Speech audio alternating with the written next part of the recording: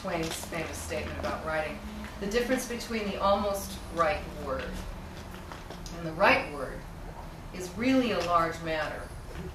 It's the difference between the lightning bug and the lightning. Polly Lau Clement, who channels Mark Twain, who says that she speaks in the voice of her great-great-grandfather, and that she knows what he thinks and can predict the future. She's also psychic. She's epileptic and has seizures, and then she can see things. In the 20th century, in this case, what if he came back, in quotes, as a young black woman in prison? So that gives you a little sense of what she was. I'm going to just jump right in here. This is about the second page of the novel. I had been employed for a few months now at the Women's House as an aftercare worker, which was a kind of would-be rehabilitative program. And now that I knew a little bit more about how the system worked, I had a photo ID pass in my wallet, and I'd survived civilian orientation. I'd asked a favor of the warden. I asked her if I could teach an evening poetry workshop at the Women's House.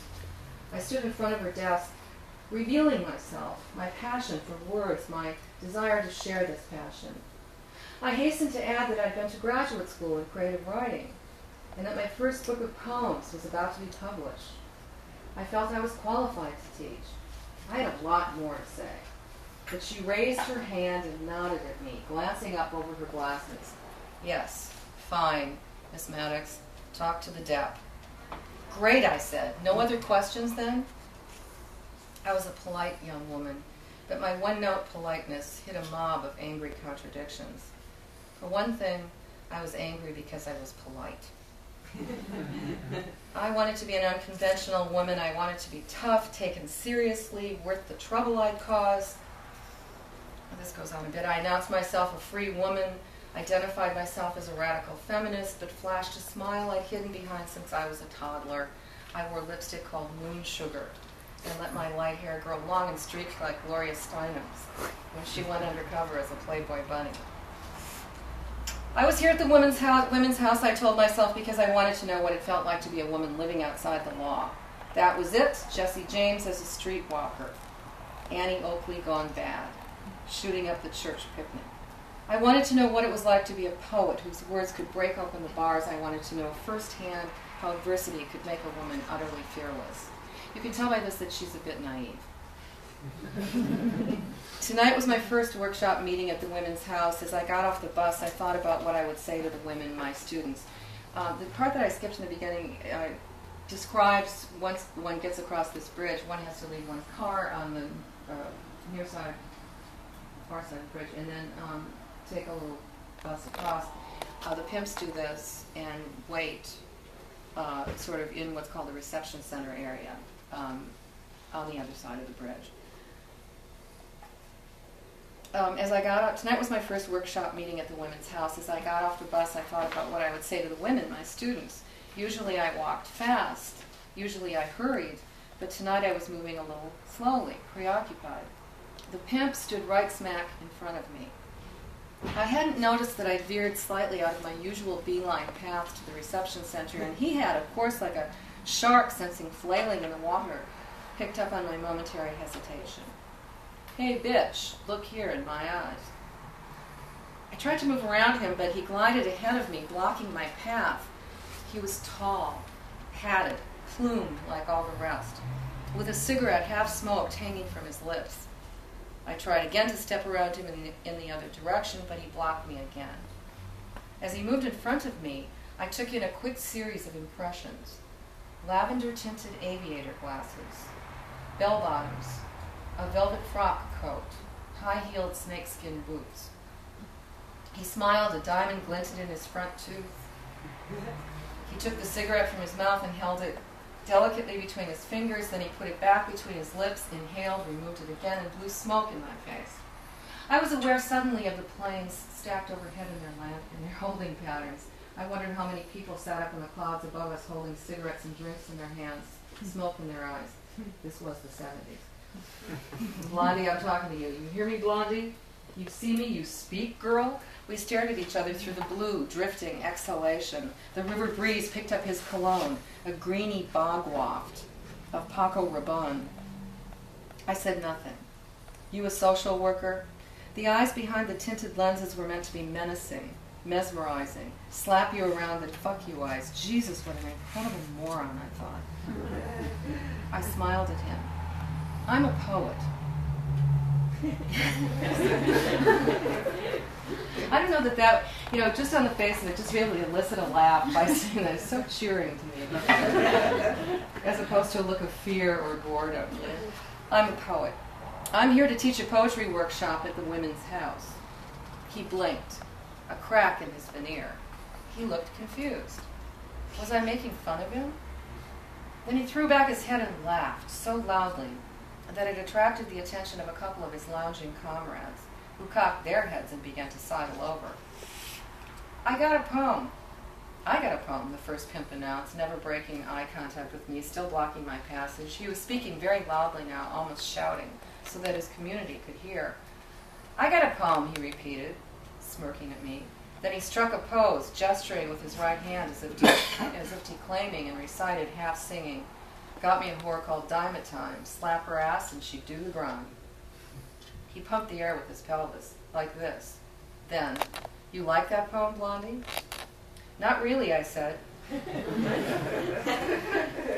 It lacks metrical assurance and doesn't take risks, diction-wise. He stared at me, then shook his head, truly rattled. Bitch, he cried, what the fuck you talking about? He gestured toward me, calling the pimp collective closer to witness. This bitch crazy out her head. Out of the corner of my eye, I saw two male correction officers coming toward us. They were walking slowly, I noticed. There were a lot of pimps gathered around us by now, a veritable panderers' convention. What sense did it make to alienate a flock of pimps? Even at a distance, I could read the correction officers' expressions. They were irritated. Some fool girl had gotten herself mixed up here, maybe caught in crossfire. But I was driven by a lifelong, near diabolical desire to make all things right, my way. I'd overcome my politeness now, and I desired to show my tormentors a better way. They would see it somehow. There were other worlds for women, intellectual, imaginative, spiritual. The plane screeched through the air above us, etc., etc. There's also, I raised my voice over the engine noise, the matter of credibility. If the poem's subject makes only 10 cents each time, then what do you, the speaker of the poem, make? Of the COs, correction officers, and other men before this. Stronger than his desire to humiliate me now was a pure, high-register annoyance that had settled like a migraine behind his eyes. The pimp pushed his great hat back on his head, mumbling to himself. Then he lunged at me suddenly, his face in mine, nose to nose. I took a step back. I get it all. I get the whole all. Come on, girlie, this way, a CO called from a few yards away. The whole all, he repeated, recycling his single insight. His eyes were cranked wide, staring into mine. Nothing go to a hoe but what her man give. You see that back? I glanced at one of the COs, a tall, worried-looking man with a shock of white hair who shook his head at me. Don't answer, his eyes said. He held his hand out tentatively, politely, as if he were asking me to dance. I reached out to take the hand and felt a grip on my arm, spinning me back around so fast I lost a breath. We were eye to eye again. The pimp spoke very softly now, leaning into me, a gaze depthless as tin. I'm talking to you. I'm saying to you, you see that back. He drew out each syllable. I flinched out of his grasp and grabbed the CO's hand. I see it, I said as convincingly as I could. I got it. Under my breath I added, asshole. The CO shot me another powerful warning look. As I walked away with my escorts, the crowd parted and there was a grumbling chorus of jeers and threats. And above all that, one shout, hey Blondie, stick with the poetry. You ain't shit good at anything else. Great, the CO on my left said. Way to go. They sit out here all day and night, calm for them, then you come along and get them all riled up. Let me tell you, the last thing you want out here is an alert pimp. The other CO turned to me, raising his voice as another plane roared in over us. You work here, right? What were you thinking there, miss? Talking to them. They're carrying a lot of those guys. I looked at him. They're packing guns and other weapons. The one talking to you, did you see the firearm? He had a gun? Miss, we can't do anything as long as they keep their distance from the entrance and keep order, as long as they don't bring their piece inside. But they're just looking for opportunities, you know what I mean? When you see them, from now on, you need to just keep on walking. Right, I said. I'm sorry. But I wasn't sorry. For some reason, I felt ready now to teach poetry at the Women's House.